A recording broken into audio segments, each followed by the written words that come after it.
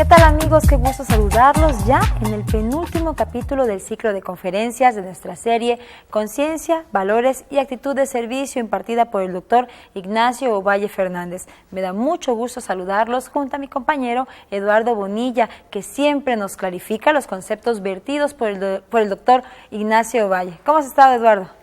Bien, Isela, gracias, y me da mucho gusto saludarlos a ustedes, estar en este capítulo que, como dices atinadamente, es ya el penúltimo de la serie. El doctor Ignacio Ovalle inicia este capítulo reiterando que cuando aparece el ser autoconsciente, la evolución ya no solo es biológica, sino también cultural. Hace referencia a la denominada aceleración evolutiva, que comprende desde la formación de la Tierra hasta la aparición de las formas de vida, y a partir de ahí, con la aparición del hombre y su desarrollo, llegamos al plano de la evolución cultural. Definitivamente nos sirve muchísimo lo que tú nos explicas, Eduardo, y así es, en efecto, el conferencista, en el marco de la evolución cultural, expone que existen especies entradas y salidas de fondo o contenido en planos individual o colectivo.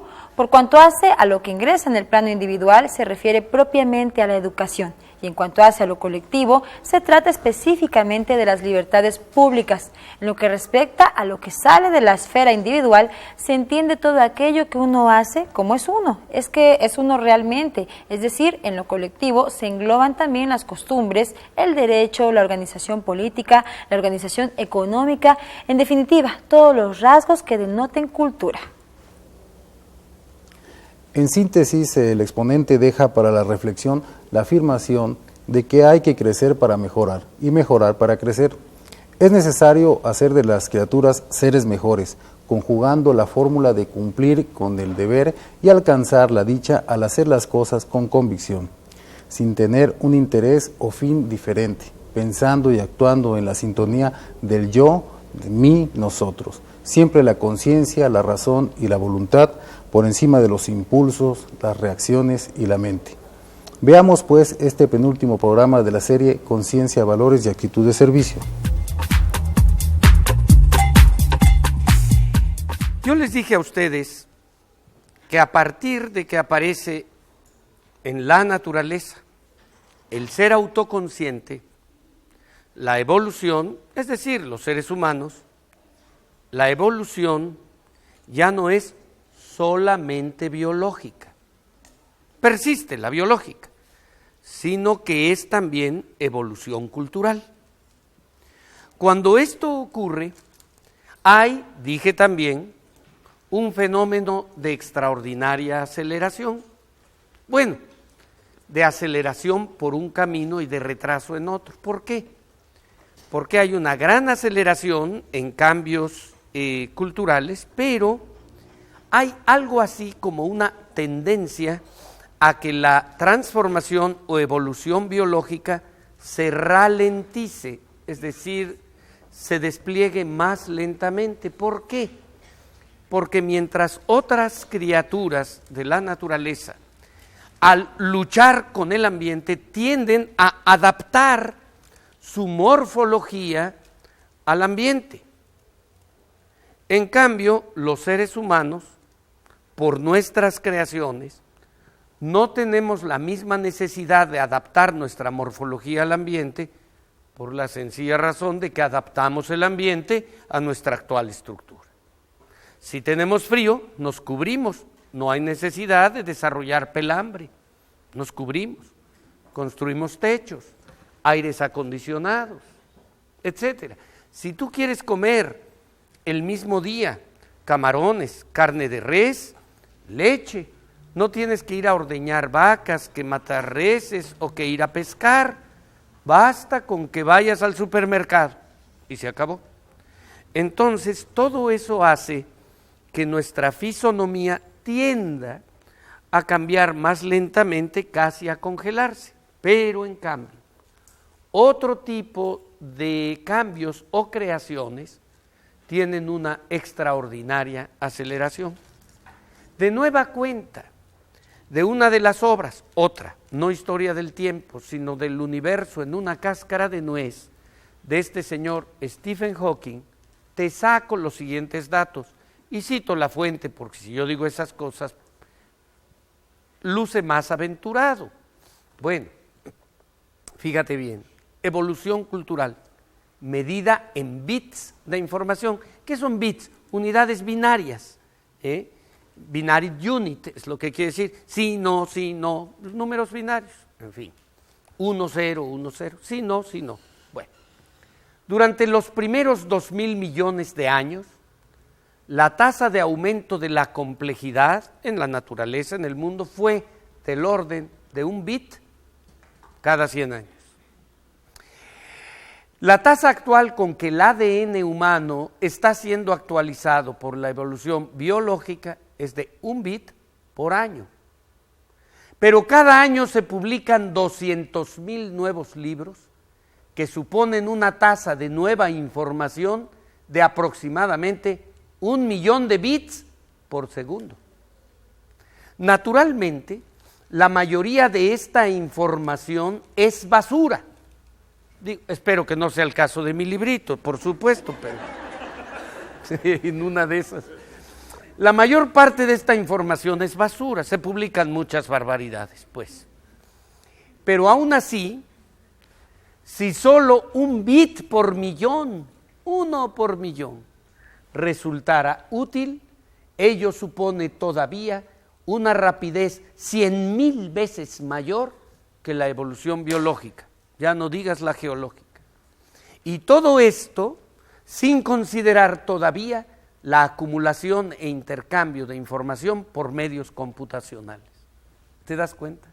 1 bit cada 100 años la evolución física y biológica, 1 por año la solo biológica y 1 millón de bits por segundo, 100.000 veces más rápido. Esta aceleración evolutiva no está ocurriendo solo ahora, sino parece ser una constante por la unidad de medida, bits. Por ejemplo, mira, en años tenemos que, cuando constatamos o se mide el origen de nuestro universo, y quiero otra vez decirte que no es necesario que riñan los lenguajes científicos con las creencias religiosas que tengan las personas. Esa teoría prevaleciente del Big Bang, que he mencionado varias veces, ¿sabes quién la enunció? Un científico llamado Jacques, no sé si es Jacques, pero es Lemaitre se escribe. Es un científico muy reconocido, sacerdote, sacerdote católico, fue el que lo enunció. Bueno, en ese origen supuesto de nuestro universo, eso ocurrió hace 15.000 millones de años, más o menos. Nuestra Tierra, esta nave espacial de la que todos somos pasajeros, y no hay otra nave, tiene, a menos que poblemos otros planetas, pero falta mucho, tiene de existir 4.600 millones de años. Las células procariotas, esas que no tienen núcleo ni consumen oxígeno, aparecieron hace 3.800 millones de años. Todo se medía en miles de millones para que tuvieran lugar los cambios. Pero después, cuando aparecen las células eucariotas, que son aeróbicas, consumen oxígeno, los anfibios, los insectos alados, los reptiles y los dinosaurios, tú ves que los periodos se miden en cientos de millones de años, ya no son miles. Y después, en decenas y unidades de millones, aparecen los mamíferos hace 65 millones de años, cuando desaparecieron los dinosaurios, aparecen los primates, los antropoides, los primeros homínidos hace más o menos 5 millones de años, y el Homo habilis, el Homo erectus, entre 2 y 1,5 millones de años. Y después ya no son millones, sino centenas de miles. Aquí la invención del fuego, la aparición del Homo sapiens de Neandertal hace 200.000 años, y nosotros, el Homo sapiens, 2 veces sapiens, como si lo mereciéramos, hace 150.000 años.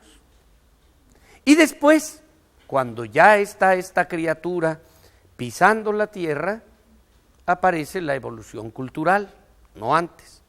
que se mide no en millones ni en miles, sino miles, centenas y unidades de años. ¿Por qué? Hace 10, 12,000 años aparece la agricultura y el pastoreo, 5,000, no más, las primeras escrituras, el monoteísmo hace 4,000 años, la imprenta es inventada en 1440, digo, propiamente la imprenta, no la invención china, sino la de Gutenberg, hace 565 años. La revolución industrial hace 250 años.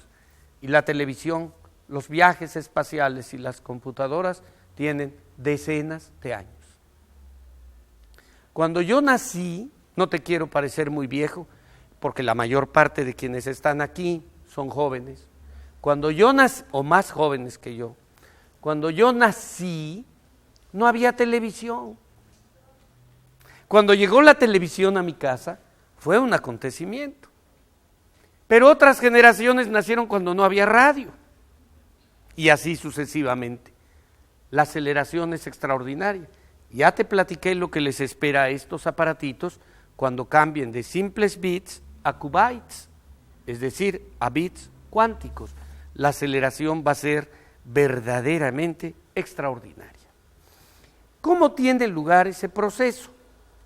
Todos esos cambios. Bueno, básicamente, no únicamente, básicamente lo que ocurre en la naturaleza es que de pronto los cambios se van acumulando de un lado y podrías contemplar el efecto como el de una balanza hasta que llega un momento en que un mero cambio cuantitativo se transforma en un cambio cualitativo. Es decir, cambian las cosas y no puede volver. Cuando eso ocurre en la naturaleza simple, se llama simplemente acumulación material de cosas, acumulación física. Pero cuando se trata de los seres humanos, de los seres autoconscientes, esos cambios se originan, esa acumulación se llama hábitos. Hábito. Yo tenía una tía, que ya no está aquí, que cuando era pequeño me decía, hijo, árbol que crece derecho, nunca su rama, al revés, árbol que crece torcido, nunca su rama endereza. Y tenía razón, pero también árbol que crece derecho, cuesta trabajo enchuecarlo. Los hábitos. Por supuesto que esos hábitos tienen, igual que todo lo anterior que aquí he mencionado, esos hábitos tienen dos perspectivas. Lo primero que tengo que decir antes de señalar las perspectivas es que si estamos en un nivel, deja ver si lo tengo aquí, sí, si estamos nosotros en este nivel, para que se produzcan cosas nuevas, lo que tengo que hacer es poner en juego este elemento. Como para ir cada vez más alto el proceso evolutivo, tuvo que desenvolverse lo último que iba apareciendo. Si lo último, cronológicamente, que encontramos aparecido en este mundo es este factor, es eso lo que tengo que poner en juego, la reflexión, la autoobservación. Ese es el hábito, la autoobservación, vigilarnos, observarnos. Pero ¿qué es lo que hay que observar? Y ahí sí entran las dos perspectivas. Lo que hay que observar, te lo describo por los enchufes que tienen ahora muchos aparatos eléctricos, televisiones y equipos de sonido, pues para explicarme, no por el gusto de voces ajenas, sino porque es universal. Lo que hay que observar es el input y el output. Ya ves que todos los aparatitos tienen lo que entra y lo que sale, lo que entra en ti y lo que sale de ti, es decir, de tu conciencia. Es eso lo que hay que observar. Veamos, y también, en lo individual, y en lo colectivo. En lo individual, ¿cuál es el input? Lo que ingresa en nosotros. ¿Cómo lo podemos identificar? ¿Cómo le podríamos llamar? Es sencillo. Se llama, todos lo sabemos, muchos trabajan en eso, se llama educación. Educación. Es difícil verdaderamente elegir y preferir, saber qué función es más, ¿qué diría yo?, delicada o sagrada de las que pueden desempeñar los seres humanos. La medicina, aliviar el dolor, la justicia, saber quién tiene razón. Suenan adivinas, caramba. Y educar, guiar, iluminar, despertar una chispa en la conciencia. ¿Qué será más grande? Es una actividad maravillosa, verdaderamente sagrada. Y si de bien y mal estamos hablando, la verdad nunca es más importante, siempre es importante, pero nunca más importante que en las mentes jóvenes, que en los niños y en los jóvenes, que es donde tienen que empezar a fomentarse los hábitos. Porque si de bien y mal estamos hablando, de mal específicamente, la verdad es mejor matar a la víbora en el huevo y no cuando se ha desarrollado y es mucho más difícil combatirla. De tal manera que como las mentes infantiles son más dúctiles, más flexibles, es el mejor momento. Sin embargo, nosotros, los adultos que estamos formados, que somos más críticos, renuentes, nos consideramos ya hechos, a veces perfectos, nos choca la opinión ajena, nos autosaboteamos a nosotros mismos muchas veces, pues no estamos perdidos. Pero ¿cuál es la exigencia?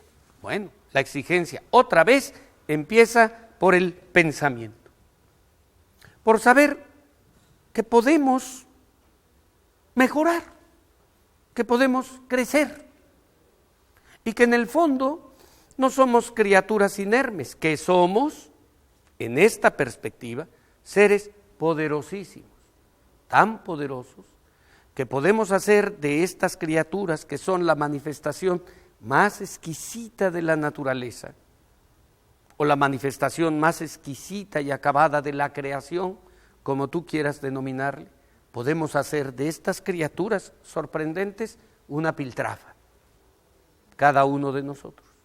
En cambio, aunque tengamos muchas limitaciones, cuando no estamos habitados o dominados por creencias autoinvalidantes, podemos hacer cosas prodigiosas. Recordemos el ejemplo de esta señora Helen Keller o de este hombre Jean-Dominique Bauby, el que solamente movía un párpado.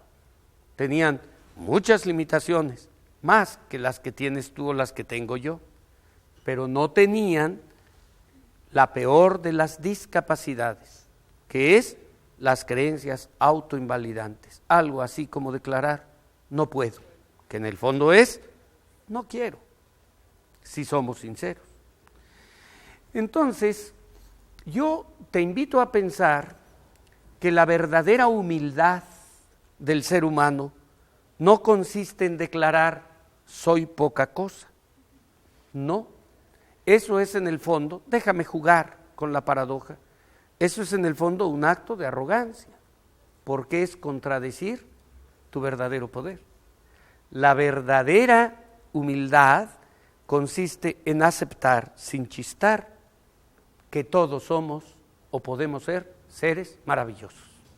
Aceptarlo, porque es el dictum de la naturaleza, es lo que me está enseñando, es lo que me está mostrando. Y por supuesto, ponernos a la altura. Y el output en lo individual, lo que sale, ¿qué es? ¿Y cómo lo puedes observar? Tu conducta habitual, lo que haces, no lo que dices que eres. lo que haces, cómo te expresas en el mundo según vimos antes.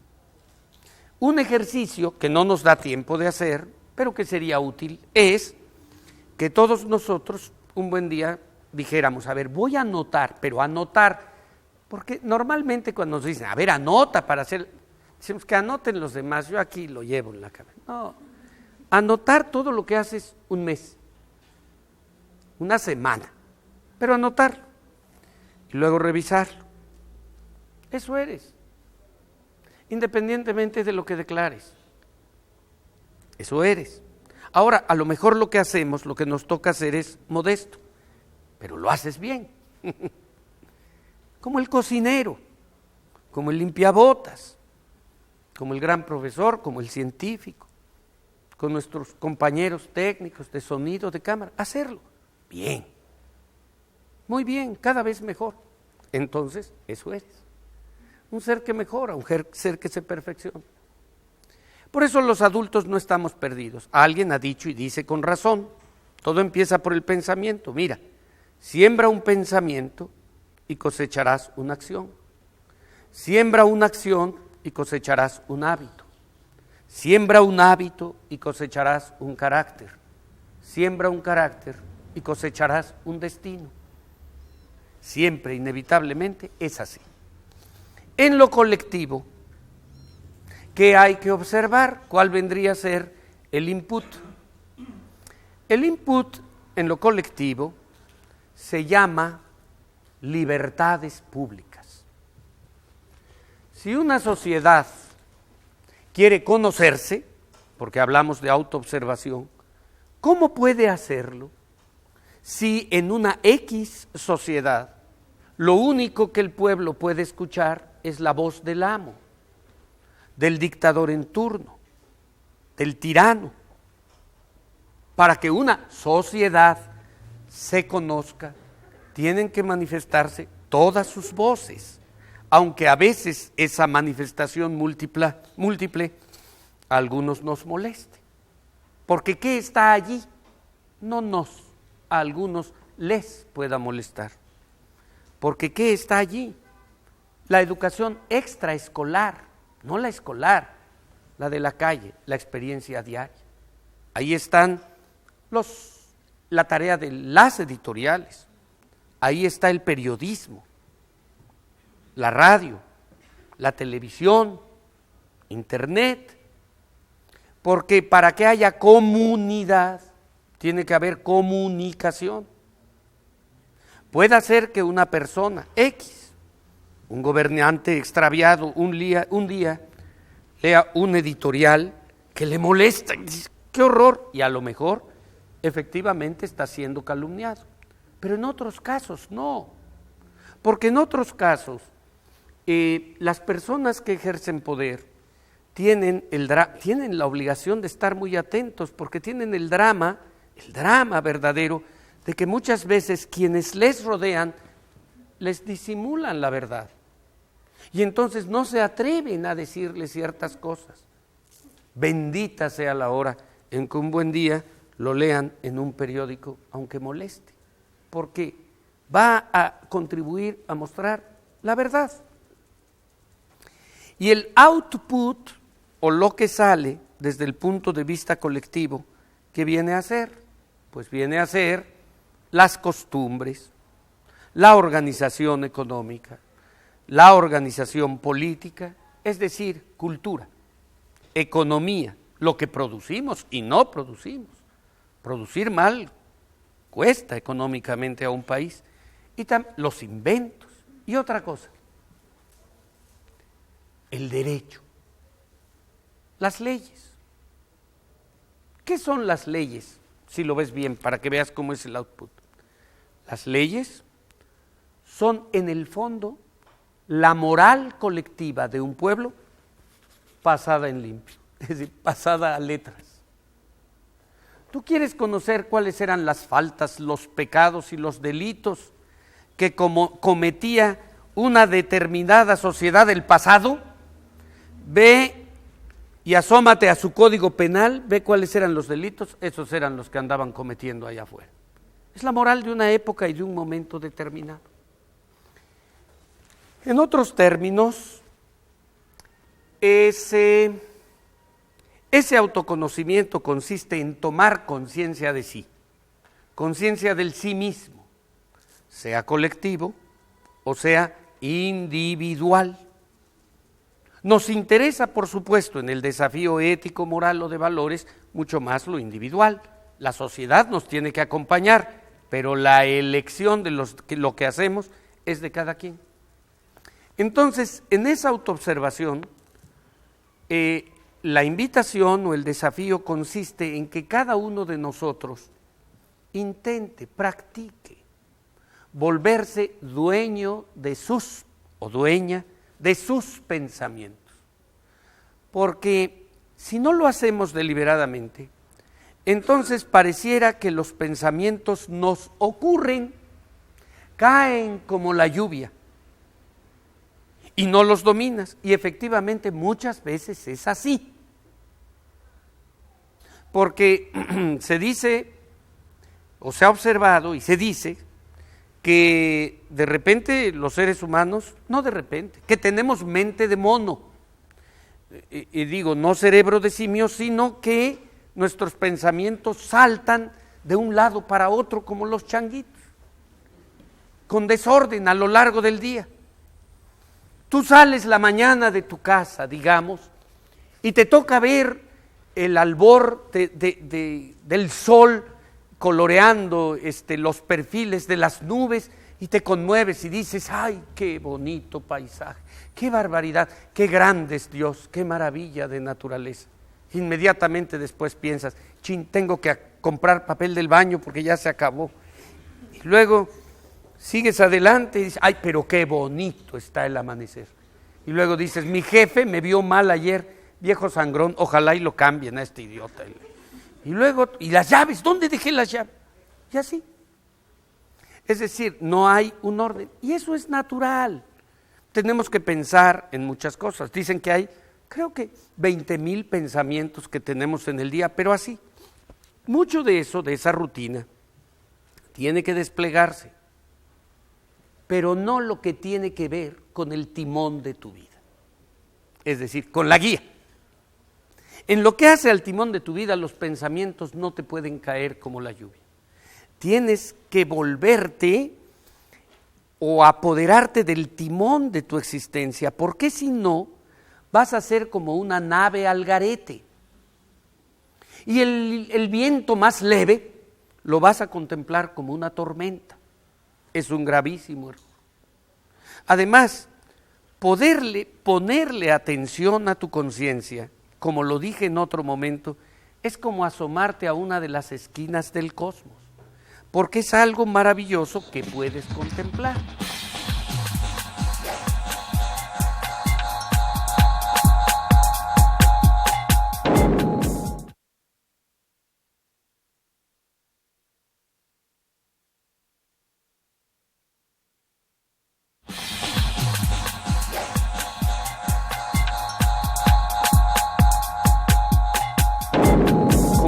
En otro momento, es como asomarte a una de las esquinas del cosmos, porque es algo maravilloso que puedes contemplar. Fíjate si no. En los hogares creyentes, donde se enseña la fe a las criaturas, ¿qué se suele decir a los niños? Les dicen los papás, mira, hijita, hijito, Dios está en todas partes.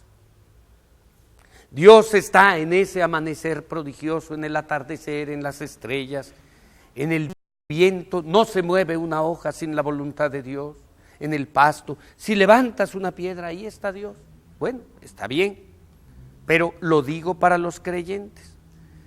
Bueno, si Dios está en todas partes, habría de estar ausente en la manifestación más exquisita y delicada de la creación, que es la conciencia. Entonces, si tuvieras que buscarle, ¿cuál sería el primer lugar donde tendrías que hacerlo? Dentro de ti. Y ahora hablo para los no creyentes. Bueno, no le llames Dios No te pelees con las palabras, no desprecies la manifestación más exquisita de la naturaleza. Y esa manifestación exquisita te habita a ti, pero no nada más te habita a ti, también habita a los demás, como he dicho antes, incluyendo los que te caen gordos. De tal manera que lo menos que merecen es respeto. Cuando no, por supuesto, desarrollar en nosotros voluntad de servicio. Yo he señalado reiteradamente la importancia que tiene esta área de inclusión. Cuando tú en esa voluntad de servicio, que es esta, el área de inclusión, realizas lo que realizas justamente porque quieres, no porque te persiguen, no porque te obligan, no porque te pagan, sino porque es lo que tú verdaderamente buscas.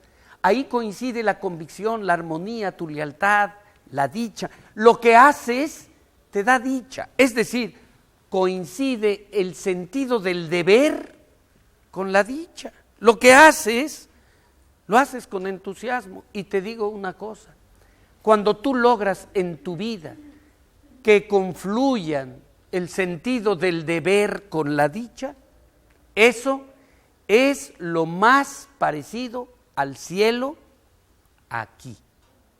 Es lo más parecido al cielo aquí. Lo que pasa que a ese cielo solamente se entra de a dos, tú y los demás, no en la más absoluta soledad.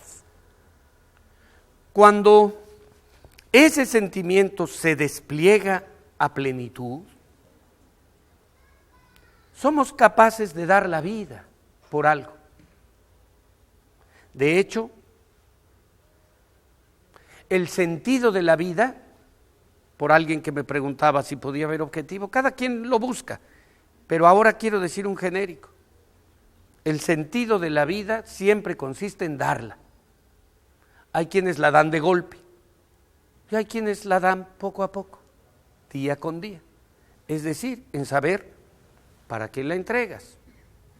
Yo hace un momento les hablé de Sócrates y dije que Sócrates murió por oponerse o por negar los mitos que daban de alguna manera sentido de agrupamiento a su comunidad. Pero hay algo más importante que debo decir de la muerte de Sócrates. Cuando lo sentenciaron y lo juzgaron, claro, esta es una recreación muy elegante de su muerte, el momento de morir, pero cuando Sócrates tomó la cicuta fue porque quiso. Por eso hace un rato me viste dudar, en otro momento me viste dudar, porque le dieron la oportunidad de escapar y él se negó.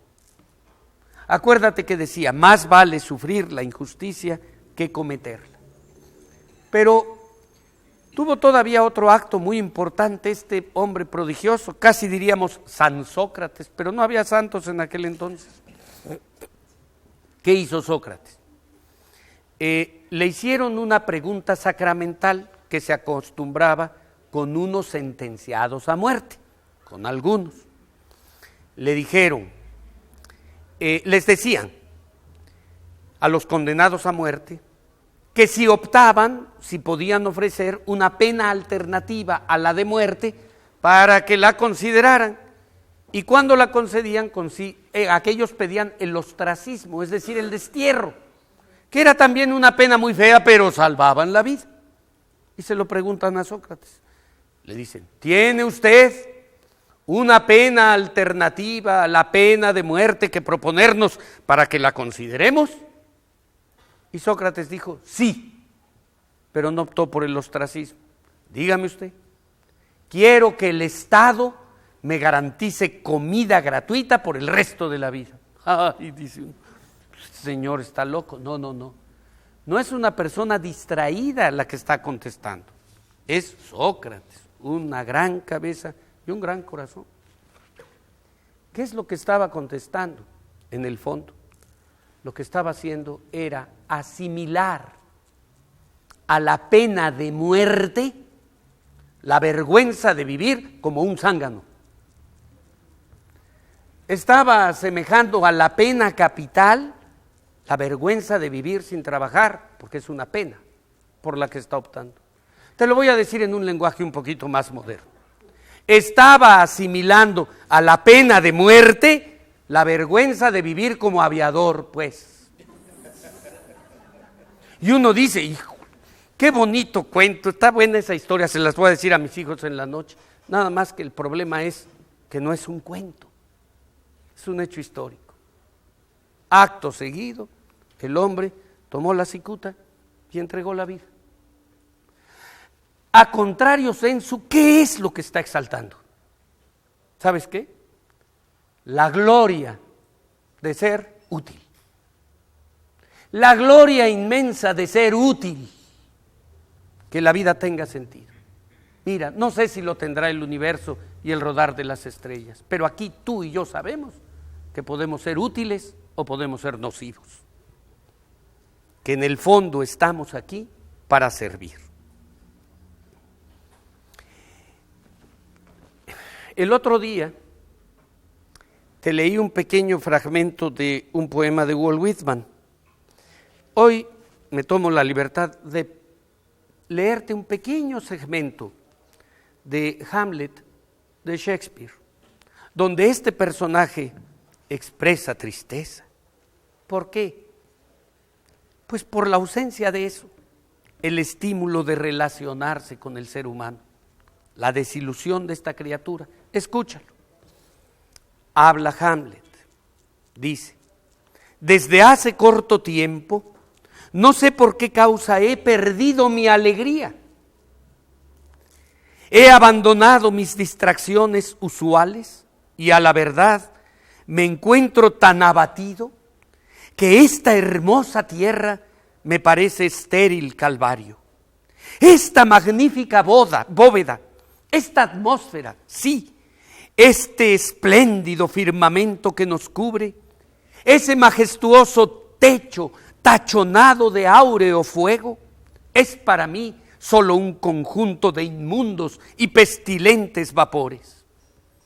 Obra cuán maravillosa es el hombre, cuán infinitas sus facultades, sus formas y sus movimientos cuán expresivos y admirables, sus actos como lo de los ángeles, su inteligencia cuán parecida a la de un Dios, la gloria del mundo, el modelo de los seres. Y sin embargo, ¿qué es para mí esta quinta esencia del polvo? No me agrada el hombre, vivo triste, por supuesto. Si no te agrada este mundo, esta convivencia, nos espera el abatimiento, la ansiedad, la depresión. Hay un dicho popular que no por popular, al contrario, por eso, es sabio, es verdadero, lo habrás oído. Dice: el que no vive para servir, no sirve para vivir. Porque la vida consiste en saber, cada quien dándose su respuesta, para qué estamos aquí. No es una respuesta que te vaya a bajar del cielo metafísicamente, tú la tienes que explorar y conocer. Pero cuando lo descubres, hay un premio extraordinario que es esa dicha. Porque, digamos que la verdadera virtud no busca premio, sino que se premia a sí misma. El premio es la práctica de la virtud misma. El resto viene por añadidura.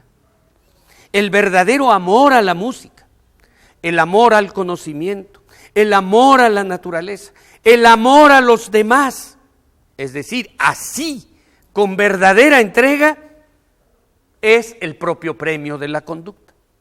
Y después, los aplausos, o la fama, o el reconocimiento, o el dinero, viene después, como el amor a la música. Si hay amor a la música, y empeño, tarea, disciplina, constancia, por supuesto que pueden venir reconocimientos. Como decía, no recuerdo quién, no quiero poner las palabras en labios de otro, pero creo que era Edison, Tomás Alva Edison, pero si no, que me perdone a alguien por el plagio, por atribuírselo a otro, decía que el talento no nada más es el don que heredamos. Dice que el talento huele a sudor, porque no basta el talento, hay que trabajarlo, hay que desarrollarlo. Pero de todas maneras la acción sigue siendo el premio. Es como si imaginaras una convocatoria, algo así como un concurso de santidad o un concurso de buenas intenciones o de nobleza de actitud, pureza de intenciones. Me imagino una convocatoria, un concurso de esa naturaleza, diría poco más o menos, que dijera lo siguiente: primer premio, $1.000.000. Pero una convocatoria así yo me imagino que tendría que decir inmediatamente después, cláusula primera y única: el que se inscriba queda descalificado. Pues por supuesto, nada más que así es la vida. En la vida solamente tienes ese premio cuando realizas las cosas con verdadera convicción, no con un interés secundario. Eso viene después, como te lo dije. Todos aquí en la vida, como ya también lo había anticipado, andamos buscando felicidad. Algo así como estar bien, estar en paz. Esa paz interior, ese sentirnos bien. Pero ya en este momento puedo decirte que ese sentirnos bien, ese descanso, no proviene, el verdadero descanso que buscamos, no proviene de estar dormidos, sino de despertar. No me estoy refiriendo, por supuesto, al sueño fisiológico. Me estoy refiriendo a que no hay descanso verdadero cuando vivimos en la vida como dormidos, como narcotizados, como hipnotizados. Cuando aludo a que el verdadero descanso proviene de despertar, me estoy refiriendo a despertar a nosotros mismos, a lo que constituye nuestra esencia. Gandhi, que fue un hombre, como lo sabemos, muy generoso, tenía un gran desarrollo espiritual también, como lo sabemos. De hecho, él fundó en la India 2 ashrams, que son algo así como monasterios, sería en nuestro medio. Y sus amigos le decían: oye Gandhi, tú que eres un hombre tan puro y tan espiritual, por favor, dime, ¿qué haces metido en el estercolero de la política? Y Gandhi, ¿qué contestaba? Bueno, con sus actos lo demostró. La política no es un estercolero, como lo dije en otra ocasión. Es una actividad sagrada que podemos convertir, por supuesto, en un estercolero según nuestro desempeño. Pero ¿qué es lo que decía Gandhi cuando se metió en esas tareas para aludir a ese descanso? Contestaba con esta frase: lo que ocurre es que yo llevo la cueva conmigo, entendiendo por cueva el sitio de retiro que muchas personas buscan para alejarse del mundo y supuestamente encontrarse a sí mismos. Está bien, a veces necesitamos retiro, pero cuando una conciencia está bien adiestrada, ya no lo necesita. ¿Qué es lo que ocurre?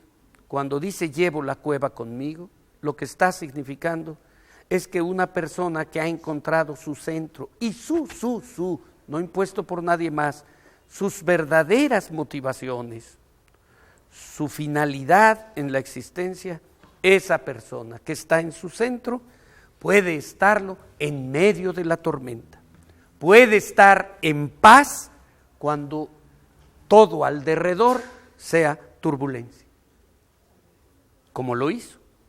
De tal manera que la tormenta o la paz no está necesariamente afuera.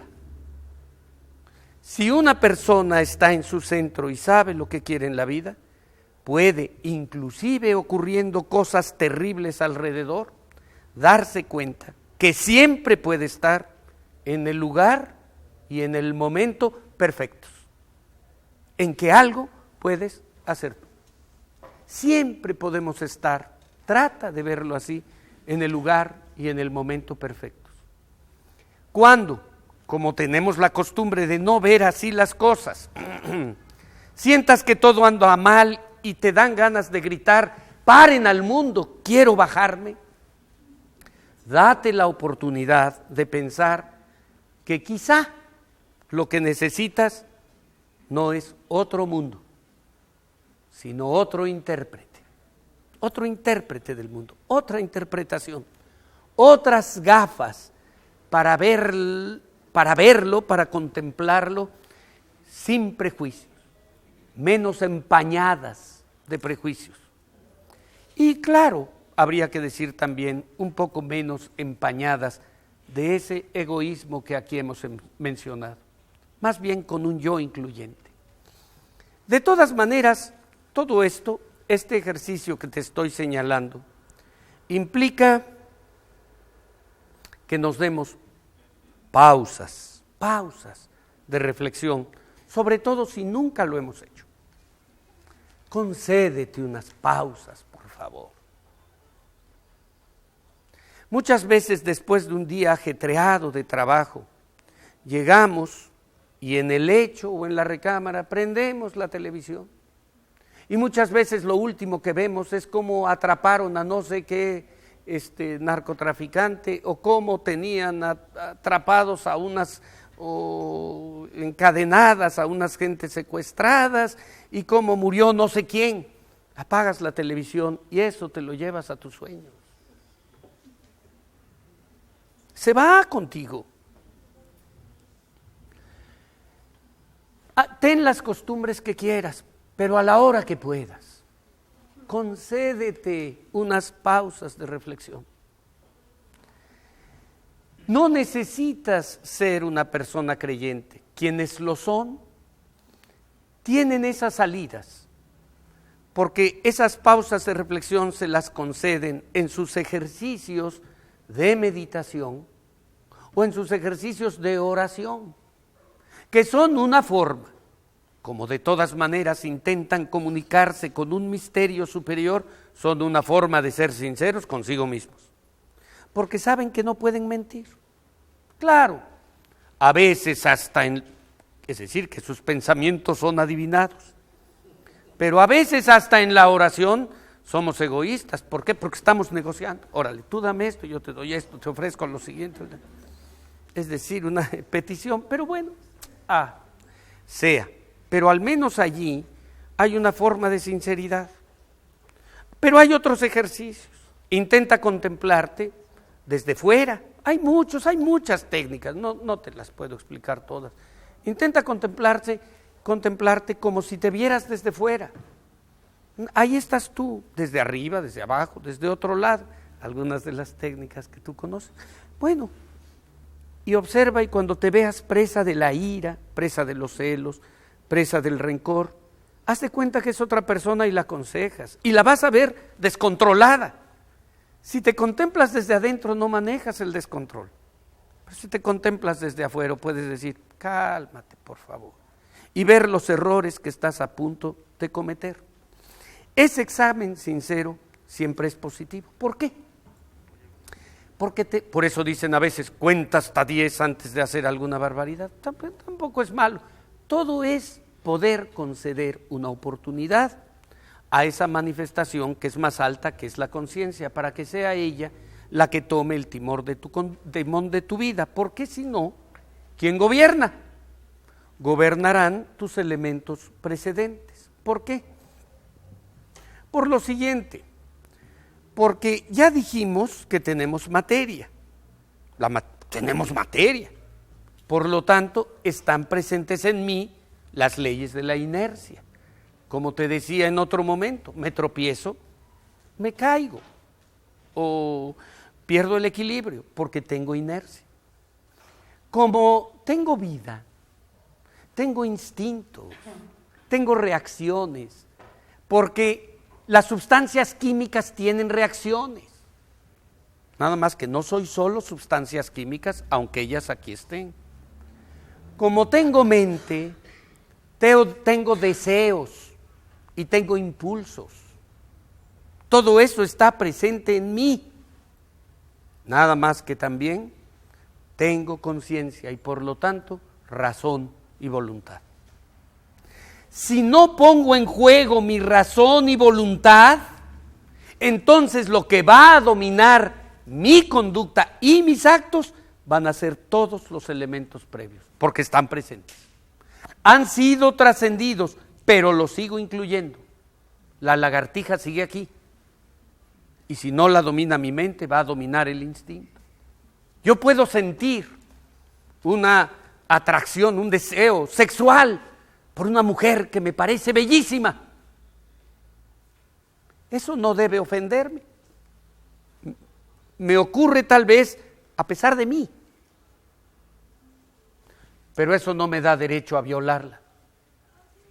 Porque mi voluntad, manejada por la razón, mi autoconciencia me indica que no soy simplemente un manojo de deseos, de impulsos, de instintos, de reacciones y de inercia, porque aunque esté habitado por materia, por vida, por células, por sustancias químicas, aunque todo eso esté presente en mí, por supuesto que no soy exclusivamente eso, sino algo infinitamente más sutil. Por eso son importantes los momentos de reflexión. En aquellas tradiciones espirituales en las que creen en la reencarnación, lo que plantean, lo que te dicen es que venimos a varias vidas aquí en la existencia para aprender. Eso es lo que te dice, aprender. Y bueno, es una reflexión interesante. No sé si las cosas, quién sabe si las cosas son así. Te dicen que cuando morimos, vamos y comparecemos. Hay muchas tradiciones, pero lo más o menos común es esto, que compareces ante un ser de luz o ante una especie de consejo, y ahí no mientes, porque sabes que adivinan tus pensamientos y te dicen algo así como esto. Te muestran toda tu vida, la ves, dicen que sientes en ti el daño que provocaste en otros y todas estas cosas. Y que luego te dicen, ¿ya viste? Sí. ¿Ya aprendiste? Sí, creo que sí. ¿Quieres regresar? Y parece que muchos dicen que contestan, sí, regreso. Y otra vez estás aquí. Nada más que hay un pequeño problema con esa idea de la reencarnación, que cuando vuelves a nacer ya se te olvidó todo, Chihuahua. Entonces, y empiezas a... ¿Y existe la reencarnación o no existe? Etcétera. Al final, la verdad, da igual. Así como lo oyes, da igual. Porque suponiendo que existiera la reencarnación, quiere decir que todo es una sola existencia con varios capítulos. Y por lo tanto, siempre te la estás jugando. ¿Cuándo? Ahorita, en el presente. Esto es bueno contrastarlo con la idea del karma que manejan en el hinduismo y en otras tradiciones que dicen que es la ley de causa y efecto. Que lo que hiciste en otras vidas lo estás pagando ahorita, lo que haces ahorita a lo mejor la pagas en otras vidas. Hubo un señor, precisamente un colaborador de Gandhi llamado Kalelkar, era como un ministro sin cartera, que él era reencarnista y escribió un libro que se llamaba Nuestra mejor amiga la muerte, si no me equivoco. Pues ese señor Kalelkar, reencarnista y todo, decía que había que erradicar de las escuelas elementales de la India la noción de la reencarnación y del karma. ¿Por qué? Porque es un concepto que solamente, según él, debía manejarse por mentes maduras, porque si no, conducía a la irresponsabilidad. Porque decían, ¿es pobre? Es su karma. ¿Es rico? Lo merece, es su karma. Aunque haya cometido terribles injusticias. Un santo varón, un día se cae y se rompe la pierna, era un hombre, un santo, un hombre generoso. Y entonces, ¿quién sabe qué habrá hecho en otra vida? Que se rompió la pierna. Por fortuna, algunos otros, como él mismo, reivindican un poco el concepto, pero por otro camino, diciendo: si su karma es sufrir, mi karma es ayudarlo o auxiliar. Cambia la cosa. Es decir, hay un compromiso con la vida. Bueno, dejo a un lado este tema de la reencarnación para decirte lo siguiente. Aquí, el concepto de que brindes un poco de atención a tu vida de cuando en cuando, tiene ventajas sobre la reencarnación. ¿Por qué? Porque quiero imaginar que tú diariamente, la fecha la periodicidad que quieras, quiero imaginar diario, al terminar la jornada, imagínate que te sientas y piensas y dices: nada más esto, no mucho más. ¿Por qué hice lo que hice? ¿Por qué dije lo que dije? ¿Por qué pensé lo que pensé? Revísalo, no te tortures, nada más. Y si lo haces cotidianamente, vas purificando pensamientos y tiene una enorme ventaja sobre la reencarnación, que de esto al día siguiente sí te acuerdas. Y entonces puedes salir al mundo a identificarte con dos tipos de conducta: un yo pequeño que se contrae con esa fuerza centrípeta, o un ser que quiere salir al mundo a cumplir lo que tú, no yo, consideras su misión, y con otra característica: a ofrecerle al mundo la mejor versión de ti, no según nadie, la mejor versión de ti según tú. Pues nadie mejor que el doctor Ignacio Valle para explicarnos claramente de estos conceptos y sobre todo sugerirnos que lo apliquemos en nuestro quehacer cotidiano. Este fue el capítulo 22 de la serie impartida por el doctor Ovalle Fernández y les recordamos que este es nuestro penúltimo programa. No se les olvide que si quieren adquirir el DVD con la serie completa, pueden llamar al